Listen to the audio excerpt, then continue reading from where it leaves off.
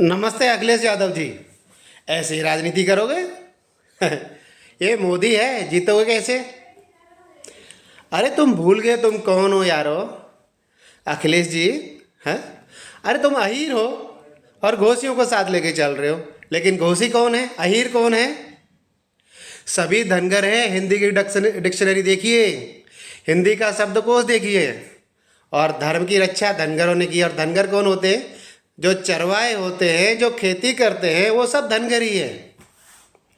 और तुम जिस तरह मुस्लिम राजनीति जो कर रहे हो, सब जिहादियों के साथ खड़े हो रहे हो। अरे भाई, सब जिहादी मुस्लिम थोड़े ही हैं। क्या उन मुस्लिमों के साथ नहीं खड़े हो सकोगे आप, जो सनातनी मुस्लिम है और उनकी संख्या तो 95% है? क्या 5% जिहादी तुमको जिता देंगे, या 5% जिहादी आपको हराने की व्यवस्था कर देंगे? आप खड़े दिखते हो आजम खान के साथ में, आप खड़े दिखते हो अंसारी के साथ में। अरे कभी अशफाकुल्ला जैसे लोगों के साथ खड़े होके तो देखो। गद्दी मुसलमानों की बेल्ट है। कौन है वो? धनगरी तो है, है? कभी उनको सीने से लगाओ यारो। कभी वो कन्वर्ट हो गए, उनको उनका सम्मान दो, फिर देखो।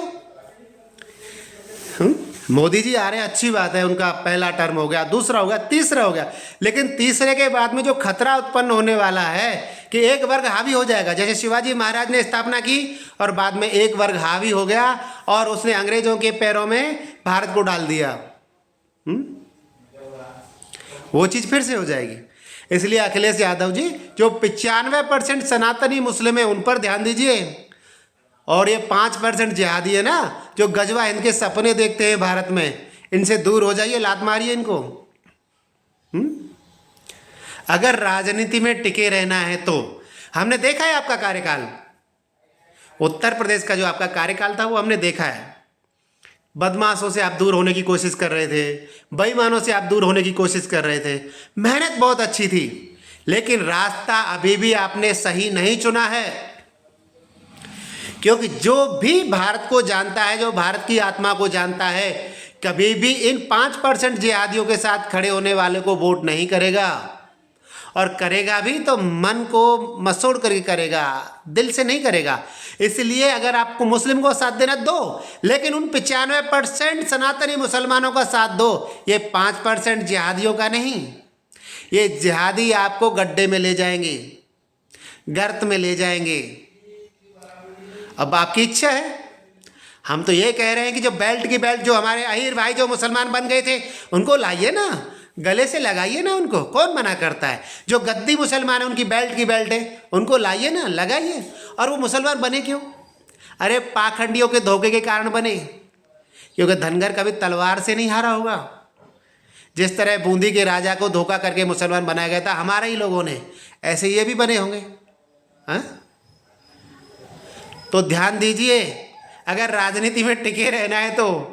क्योंकि ये तीसरे टर्म के बाद में जो खतरा आने वाला है, उसमें आपको इसके बाद 24 के बाद ताकतवर होकर के उभरना जरूरी है। नहीं तो कन्नौज का सुब्रत पाठक जिस तरह लोधियों की वोट खरीदने की बात कह रहा है, ये पूरे भारत को खरीदने की बात करेंगे। वो भले ही अब तक गद्दारी करते रहे हैं। लोधी कौन? लोधी क्षत्रिय। अरे जो लोधी क्षत्रिय अंग्रेजों से भी लड़ते रहे, जो लोधी क्षत्रिय मुस्लिमों से भी लड़ते रहे, जिस लोधी क्षत्रिय कल्याण सिंह ने राम मंदिर के लिए लात मार दी सत्ता को, वो कन्नौज का 2 कौड़ी का आदमी उनके वोटों को खरीदने की बात कर रहा है। अरे लोधियों की मजबूरी थी और मजबूरी है, क्योंकि वो राष्ट्रभक्त हैं, इसलिए बीजेपी को वोट दे रहे हैं। अगर आप इन 5% जिहादियों का साथ छोड़ करके उन 95% मुस्लिम लोगों के साथ खड़े हो जाओगे, जो सनातनी मुस्लिम हैं, तो वही राष्ट्रवादी आपको भी वोट करेंगे। ठीक है? और उनको अपमान भी नहीं सहना पड़ेगा। जिस तरह ये सुब्रत पाठक जैसे तुच्छ और निकृष्ट लोग उनको बोल रहे हैं कि हमने तो वोट खरीदे थे तुम्हारे। तो भाई 95% उन मुसलमानों के साथ खड़े हो जाओ जो सनातनी हैं, जो ये जानते हैं कि हमारे पुरखे भारत के थे, हमारे पुरखे भारतीय हैं और भारत हमारा देश है। इन 5% जिहादियों के साथ खड़े होकर क्या मिल रहा है तुमको? कुछ नहीं, बस अपमान मिल रहा है, राष्ट्र विरोधी का ठप्पा लग रहा है। इनको हटा के साइड करिए और उन 95% मुसलमानों के साथ खड़े हो जाइए, जो सनातनी मुसलमान हैं, जो इस राष्ट्र को अपना मानते हैं।